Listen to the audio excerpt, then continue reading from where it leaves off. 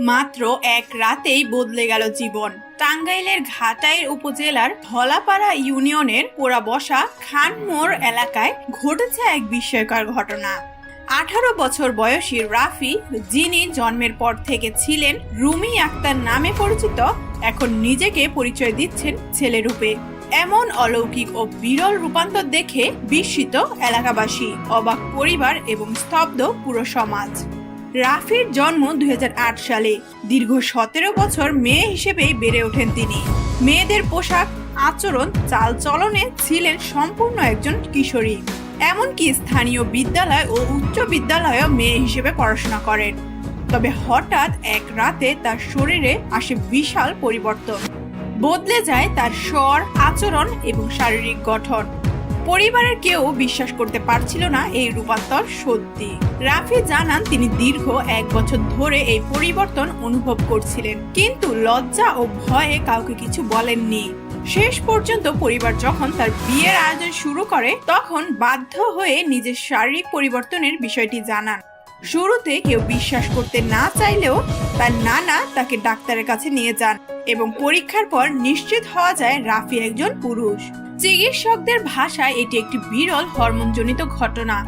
যদিও আচরণগত এবং আংশিক লিঙ্গ ভিত্তিক হরমোনজনিত পরিবর্তন বিজ্ঞানসম্মতভাবে স্বীকৃত, পুরোপুরি একজন নারী থেকে পুরুষের রূপান্তর ঘটানো খুবই বিরল এবং সমাজে সচরাচর দেখা যায় না। বিশেষজ্ঞরা বলছেন, শরীরে টেস্টোস্টেরন ও আন্ড্রোজেন হরমোনের মাত্রা অতিরিক্ত বৃদ্ধি হলে এমন রূপান্তর সম্ভব। এই ঘটনা জানাজানি হওয়ার পর পুরো এলাকায় শুরু হয় তোলপাড়। প্রতিদিন শত শত মানুষ ভিড় করছেন রাফিকে এক নজর দেখার জন্য। কেউ কেউ তাকে অলৌকিক ক্ষমতার অধিকারী বলছেন, আবার কেউ বলছেন এটি ঈশ্বরের ইচ্ছা।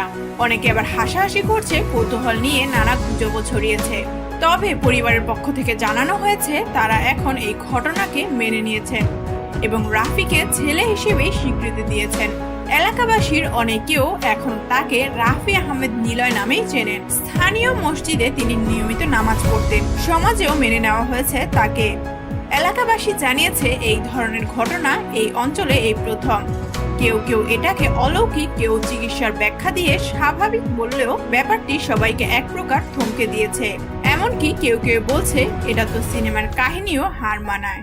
স্থানীয় স্বাস্থ্য কমপ্লেক্সের উপ সহকারী মেডিকেল অফিসার হেলাল উদ্দিন জানান, প্রাথমিক পরীক্ষায় বিষয়টি সত্য প্রমাণিত হয়েছে। এটি পুরোপুরি হরমোনাল পরিবর্তনের ফলে।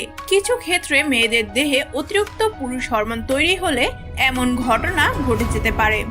যদিও সামাজিকভাবে এমন ঘটনা মেনে নিতে কিছুটা সময় লাগে, তবে বিজ্ঞান এটিকে স্বাভাবিক বলে আখ্যা দেয়। এলাকার মানুষ এখন এক বাক্য বলছে, আল্লাহ চাইলে সবই সম্ভব। আর রাফির ঘটনাটা সত্যি বিস্ময়কর।